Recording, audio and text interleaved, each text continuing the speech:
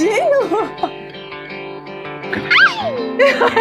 ಖಾಲಿ ಹೊಟ್ಟೆಲಿ ನಾವು ಯಾಕೆ ಒಳ್ಳೆ ಆಹಾರವನ್ನ ತಗೊಂಡು ಶುರು ಮಾಡಬೇಕು ಅಂತ ಮಿಕ್ಸಿ ಜಾರ್ಗೆ ಹಾಕೊಂಡು ಈಗ ಫ್ರೈ ಫ್ರೈ ಏನು ಆ ಮಸಾಲ ಅಥವಾ ಆ ಕಷಾಯದ ಪೌಡರ್ನ ಹೇಗೆ ಮಾಡೋದು ಅಂತ ನಿಮ್ಗೆ ತಿಳಿಸ್ಕೊಡ್ತೀನಿ.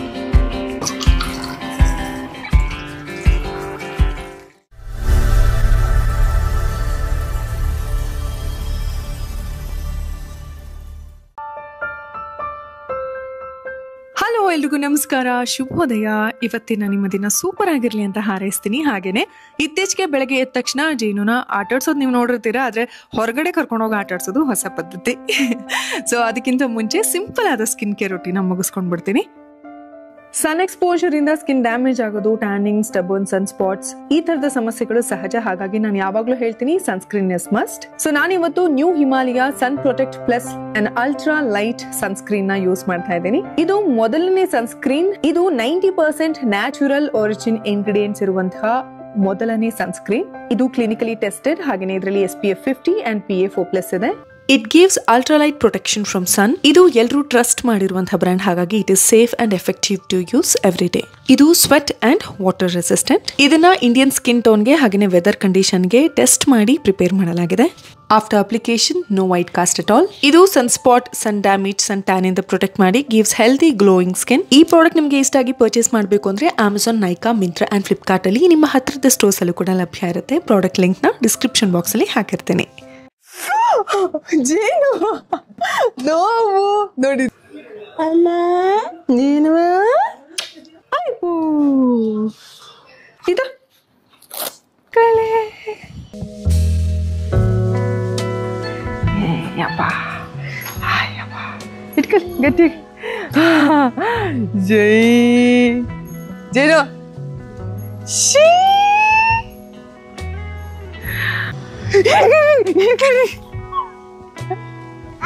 ಬರಲ್ವಾ?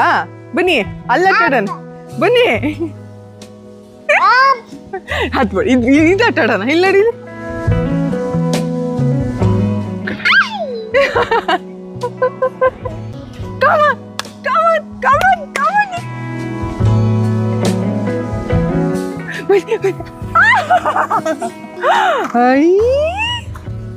ಅಯ್ಯಪ್ಪ ಅಯ್ಯಪ್ಪ ಅಯ್ಯಪ್ಪ. ಈಗ ನಾವು ಇಲ್ಲ ಆಟಾಡೋಣ.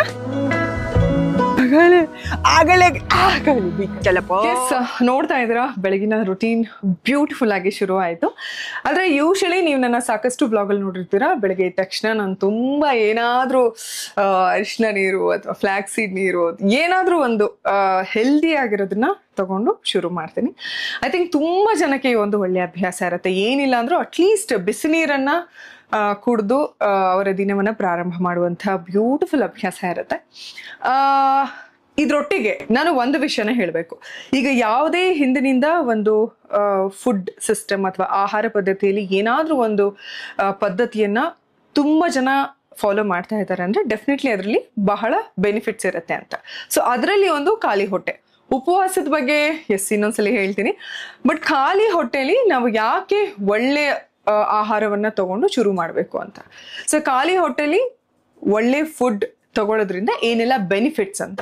ಸೊ ನಾವು ಖಾಲಿ ಹೊಟ್ಟೆಲಿ ಯಾವುದೇ ವಸ್ತುವನ್ನ ತಗೊಂಡ್ರು ಕೂಡ ಅಬ್ಸಾರ್ಪ್ಷನ್ ಕೆಪಾಸಿಟಿ ಚೆನ್ನಾಗಿರುತ್ತೆ. ಪೂರ್ತಿ ಪ್ರಮಾಣದಲ್ಲಿ ಅದು ನಮ್ಮ ದೇಹ ಹೀರ್ಕೊಂಡು ಅದರ ಒಂದು ಒಳ್ಳೆಯ ಸತ್ವಗಳನ್ನ ದೇಹಕ್ಕೆ ಅಳವಡಿಸ್ಕೊಳ್ಳೋದಕ್ಕೆ ಸಹಾಯ ಆಗುತ್ತೆ.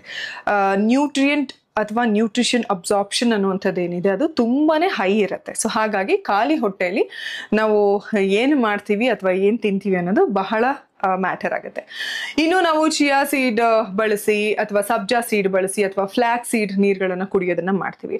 ಸೊ ಅದರಿಂದ ಕೂಡ ತುಂಬಾನೇ ಒಳ್ಳೇದು. ಬಿಕಾಸ್ ನಮ್ಮ ಬಾಡಿನ ಹೈಡ್ರೇಟಿಂಗ್ ಆಗಿರ್ಸುತ್ತೆ, ಜೊತೆಗೆ ನಮ್ಮನ್ನ ಫುಲ್ ಅಂತ ಅನ್ಸುತ್ತೆ. ಫುಲ್ ಅಂತ ಅನ್ಸೋದ್ರಿಂದ ಆಬ್ವಿಯಸ್ಲಿ ವೆಯ್ಟ್ ಮ್ಯಾನೇಜ್ಮೆಂಟ್ಗೆ ನಮಗೆ ಸಾಕಷ್ಟು ಹೆಲ್ಪ್ ಮಾಡುತ್ತೆ. ಅಂಡ್ ಹೈಡ್ರೇಟಿಂಗ್ ಅಂಡ್ ಕೂದಲು, ಚರ್ಮ ಮತ್ತೆ ಓವರ್ ಆಲ್ ನಮ್ಮ ಬಾಡಿ ವೆಲ್ ಬೀಯಿಂಗಿಗೆ ಇದು ತುಂಬಾನೇ ಸಹಾಯ ಮಾಡುತ್ತೆ ಅಂತ ಹೇಳ್ಬೋದು. ಆಲ್ವೇಸ್ ಬಿಲೀವ್ ದಟ್ ನಮ್ಮ ಒಳ್ಳೆ ಆಲೋಚನೆಯಿಂದ ನಮ್ಮ ಜೀವನ ಹೇಗೆ ಸುಂದರವಾಗುತ್ತೋ, ನಾವು ಚೆನ್ನಾಗಿ ಕೆಲಸ ಮಾಡಿದ್ರೆ ನಾವು ಆರ್ಥಿಕವಾಗಿ ಸಬಲರಾಗೋದು ಅಥವಾ ಮೆಂಟಲ್ ಹೆಲ್ತ್ ತುಂಬಾ ಚೆನ್ನಾಗಾಗೋದು, ಇದೆಲ್ಲ ಹೇಗಾಗುತ್ತೋ ಅದೇ ರೀತಿ ಒಳ್ಳೆ ಆಹಾರ ಬಿದ್ದಾಗ್ಲೂ ಕೂಡ ನಮ್ಮ over all health, over all well being, even mind ಅಂದ್ರೆ ಮೆಂಟಲ್ ಹೆಲ್ತ್ಗೂ ಕೂಡ ನಮ್ಮ ಒಳ್ಳೆ ಆಹಾರದ ಒಂದು ಪದ್ಧತಿ ಬಹಳ ಇಂಪಾರ್ಟೆಂಟ್ ಆಗುತ್ತೆ. ಅದರಲ್ಲೂ ಬೆಳಗಿನ ರಿಚುವಲ್ ಏನಿದೆ ಅದನ್ನ ದಯವಿಟ್ಟು ಎಲ್ಲರೂ ಸ್ವಲ್ಪ ಸೀರಿಯಸ್ ಆಗಿ ತಗೊಂಡು ಶುರು ಮಾಡಿದ್ರೆ a good beginning makes a good ending ಅಂತಾರಲ್ವಾ, ಹಾಗೆ ಒಳ್ಳೆ ದಿನದ ಪ್ರಾರಂಭ ಆ ದಿನನ ಸುಂದರವಾಗಿ ಅಂತ್ಯಗೊಳಿಸುತ್ತೆ. ಆಲ್ಸೋ ತುಂಬಾ ಜನಕ್ಕೆ ಒಂದು ವಿಷಯ ಅನ್ಸುತ್ತೆ, ನನಗೆ ಆಕ್ಚುಲಿ ತುಂಬಾ ಅನಿಸ್ತಿತ್ತು, ಅದಕ್ಕೆ ನಾನು ಅದ್ರ ಬಗ್ಗೆ ತಿಳ್ಕೊಳ್ಳೋಣ ಅಂತಾನೆ ನಾನು ಚೆಕ್ ಮಾಡಿದೆ. ಯೂಶಲಿ ನನ್ನ ತುಂಬಾ ಕೆಲಸ ಮಾಡಬೇಕು ಅಥವಾ ಎಡಿಟಿಂಗ್ ಮಾಡಬೇಕು ಅಥವಾ ಇವಾಗ ಏನಾದ್ರು ಬುಕ್ ಓದಬೇಕು, ಆ ಬುಕ್ಕಲ್ಲಿ ನನಗೆ ತುಂಬಾ ಇಂಪಾರ್ಟೆಂಟ್ ಪಾಯಿಂಟ್ಸ್ನ ನಾನು ಬರ್ಕೋಬೇಕು, ಅಥವಾ ನೆಕ್ಸ್ಟ್ ಏನಾದರೂ ನಾನು ಯೋಚನೆ ಮಾಡಬೇಕು, ನನ್ನ ಪ್ರಾಜೆಕ್ಟ್ ಬಗ್ಗೆ ಯೋಚನೆ ಮಾಡಬೇಕು, ಕೆಲವೊಂದು ಆನ್ಲೈನ್ ಕೋರ್ಸ್ಗಳನ್ನೆಲ್ಲ ಮಾಡ್ತಾ ಇದ್ದೀನಿ, ಅದ್ರ ಬಗ್ಗೆ ಏನಾದರೂ ಓದ್ಕೋಬೇಕು ಅಂದರೆ ನನಗೆ ಯಾವಾಗಲೂ ಅನ್ಸುತ್ತೆ ರಾತ್ರಿ, ಮಧ್ಯರಾತ್ರಿ ಅಥವಾ ಬೆಳಗ್ಗಿನ ಜಾವ ಖಾಲಿ ಹೊಟ್ಟೆಲಿ ಒಂಥರ ಮೈಂಡ್ ಸಕ್ಕತ್ತಾಗಿ ಓಡ್ತಾ ಇರುತ್ತೆ. ನನಗಷ್ಟೇ ಹೀಗೆ ಅನ್ಸುತ್ತೋ ಅಥವಾ ಎಲ್ರಿಗೂ ಹೀಗೆ ಅನ್ಸುತ್ತೋ ಅಂತ ತಿಳ್ಕೊಳ್ಳೋ ಒಂದು ಕುತೂಹಲಕ್ಕೆ ಆಕ್ಚುಲಿ ಸರ್ಚ್ ಮಾಡಿ ನೋಡಿದೆ ಗೂಗಲಲ್ಲಿ, ಆ್ಯಂಡ್ ಆಲ್ಸೋ ಕೆಲವೊಂದು ಇಂಟರ್ವ್ಯೂಸ್ ಕೂಡ ನೋಡಿದೆ. ಸೊ ಅವಾಗ ನನ್ಗೆ ಗೊತ್ತಾಗಿದೆ ಏನಂದ್ರೆ, ನಾವು ಖಾಲಿ ಹೊಟ್ಟೆಲಿ ಇದ್ದಾಗ ಗ್ರೆಹಲಿನ್ ಅನ್ನುವಂತಹ ಒಂದು ಹಾರ್ಮೋನ್ ಸ್ಟಿಮ್ಯುಲೇಟ್ ಆಗುತ್ತೆ. ಸೊ ಈ ಹಾರ್ಮೋನ್ ಡೈರೆಕ್ಟ್ ಆಗಿ ಬಂದು ಇಲ್ಲಿಗೆ ರಿಲೇಟೆಡ್ ಅಂತ ಹೇಳ್ಬೋದು. ಕಾನ್ಸಂಟ್ರೇಷನ್ ಆಗಿರ್ಬೋದು, ಅಥವಾ ಲರ್ನಿಂಗ್ ಕೆಪಾಸಿಟಿ ಇರ್ಬೋದು, ಅಥವಾ ಪೇಷನ್ಸ್ ಆಗಿರ್ಬೋದು, ಅಥವಾ ಮೈಂಡ್ ತುಂಬಾ ಪೀಸ್ಫುಲ್ ಆಗಿರ್ಬೋದು. ಸೊ ಈ ಥರದ್ದು ಎಲ್ಲ ಎಲಿಮೆಂಟ್ಗೂ ಆ ಹಾರ್ಮೋನ್ಗೂ ಲಿಂಕ್ ಇದೆ.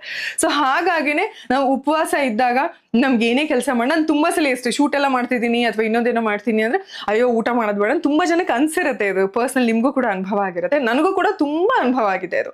ಬೆಳಗಿನ ಜಾವ ಅಂದ್ರೆ ನಂಗೆ ಏನೋ ಒಂಥರ ಖಾಲಿ ಹೊಟ್ಟೆಲಿ ಒಂದ್ ಲೋಟ ಬಿಸಿನೀರು, ಒಂದ್ ಲೋಟ ಅದಕ್ಕೆ ಅರ್ಶಿನೋ, ಇನ್ನೊಂದು ಮತ್ತೊಂದು ಏನಾರು ಒಂದ್ ಲೋಟ ನೀರು ಕುಡಿದ್ಬಿಟ್ರೆ ಸಾಕು, ಒಂಥರ 2-3 hours ಸಕ್ಕತ್ತಾಗಿ ವರ್ಕ್ ಆಗುತ್ತೆ ತಲೆ, because of this scientific reason. ನಾನ್ ನಿಮಗೆ ರಿಕ್ವೆಸ್ಟ್ ಮಾಡೋದೇನಂದ್ರೆ, ಖಾಲಿ ಹೊಟ್ಟೆಲಿ ದಯವಿಟ್ಟು ಅನ್ಹೆಲ್ದಿ ಫುಡ್ಗಳು ಅಂದ್ರೆ ಸಾಕಷ್ಟು ಸ್ಪೈಸಿ ಇರುವಂಥದ್ದು, ಪ್ರಿಸರ್ವೇಟಿವ್ಸ್ ಇರುವಂತಹ ಬೆವರೇಜಸ್ ಆಗಿರ್ಬೋದು, ಅಥವಾ ಹೊರಗಡೆಯಿಂದ ತಂದಿರುವಂಥ ಆಹಾರ ಇರ್ಬೋದು, ಆ್ಯಂಡ್ ಸಿಟ್ರಸ್ ಫ್ರೂಟ್ ಅಂತ ಏನು ಹೇಳ್ತೀವಿ ಅಂದರೆ ಜಾಸ್ತಿ ಹುಳಿ ಇರುವಂತಹ ಹಣ್ಣುಗಳು, ಸ್ಪೈಸಿ ಫುಡ್ಗಳು, ತುಂಬ ಮಸಾಲ ಎಲ್ಲ ಇರುವಂಥ ಫುಡ್ಗಳು, ಹಾಗೆಯೇ ಸ್ವೀಟ್ಸ್, ಫುಲ್ ಸ್ವೀಟ್ ಇರುತ್ತೆ, ಆ ಥರದ ವಸ್ತುಗಳನ್ನೆಲ್ಲ ದಯವಿಟ್ಟು ಖಾಲಿ ಹೊಟ್ಟೆಲಂತರೂ ದಯವಿಟ್ಟು ಅವಾಯ್ಡ್ ಮಾಡಿ.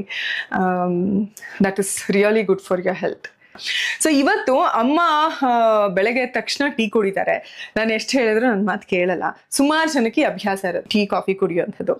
ಅದು ಒಳ್ಳೇದು ಕೆಟ್ಟದು ಅನ್ನುವಂಥ ಒಂದು ದೊಡ್ಡ ತರ್ಕಕ್ಕೆ ನಾನು ಹೋಗಲ್ಲ, ಯಾಕಂದ್ರೆ ಇದನ್ನ ಸಾವಿರಾರು ವರ್ಷಗಟ್ಟಲೆ ಎಲ್ಲರೂ ಕೂಡ ಫಾಲೋ ಮಾಡ್ಕೊಂಡು ಎಂಜಾಯ್ ಮಾಡ್ಕೊಂಡು ಬಂದಿರುವಂಥ ಬೆವರೇಜಸ್ ಇದು.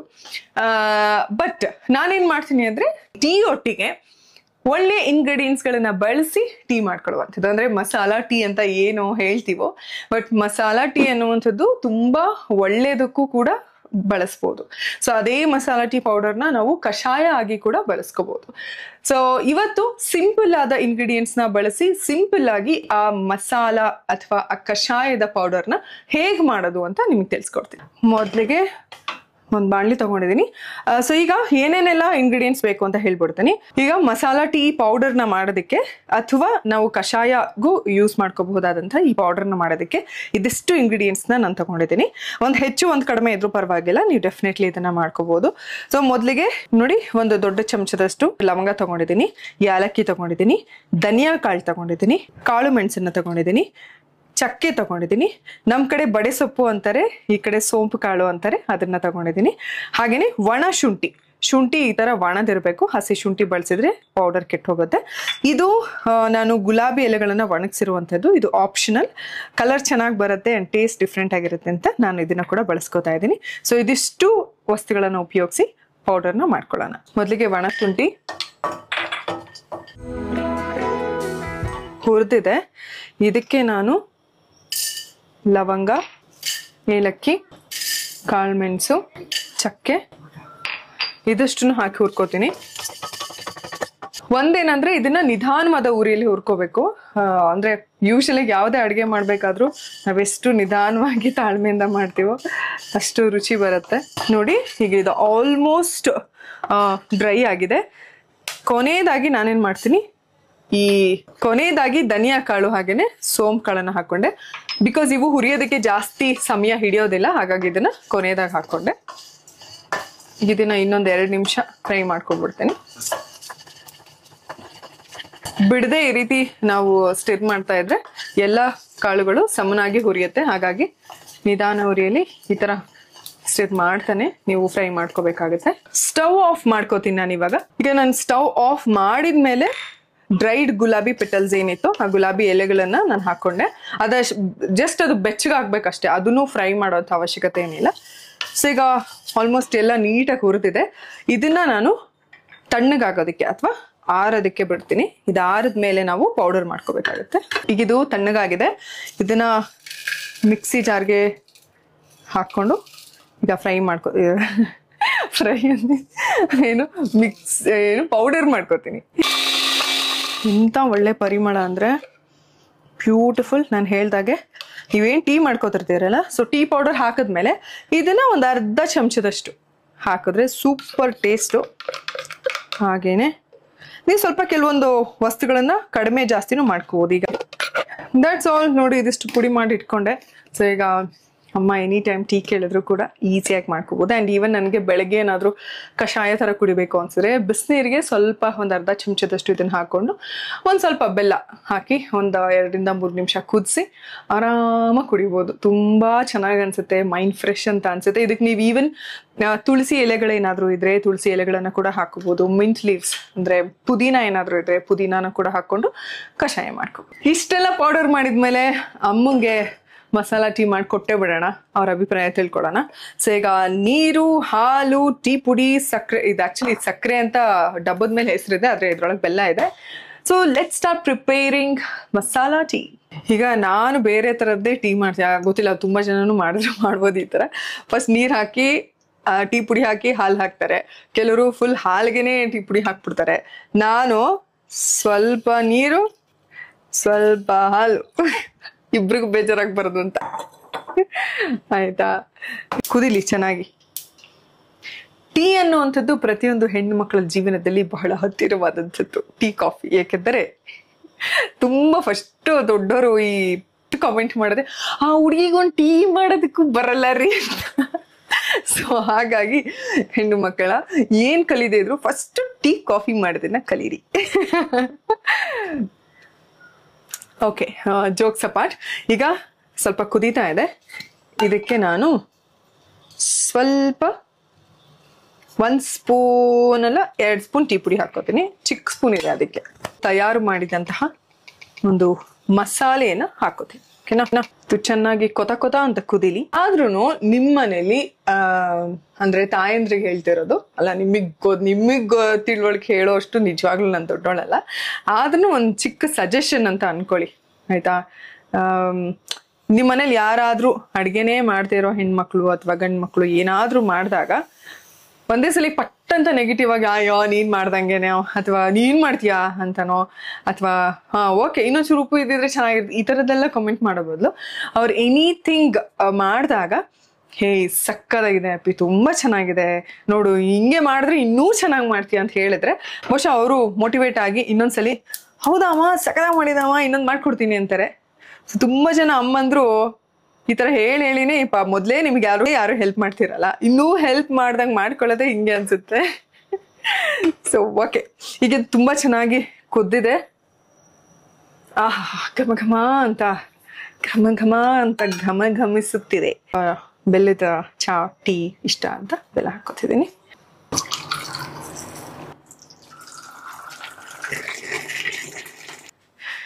ಜೀವನದಲ್ಲಿ ಬೇರೆಯವ್ರಿಗೆ ಯಾರ್ಯಾರಿಗೋ ಬ್ರೈಬ್ ಮಾಡೋದನ್ನ ನೋಡಿರ್ತೀವಿ, ಆದ್ರೆ ಮನೇಲಿರೋರ್ಗು ನಾವು ಒಂದೊಂದ್ಸಲಿ ಈ ತರ ಪೂಸಿ ಹೊಡಿಯೋದು ಲಂಚ ಕೊಡೋದು ಮಾಡ್ಬೇಕು.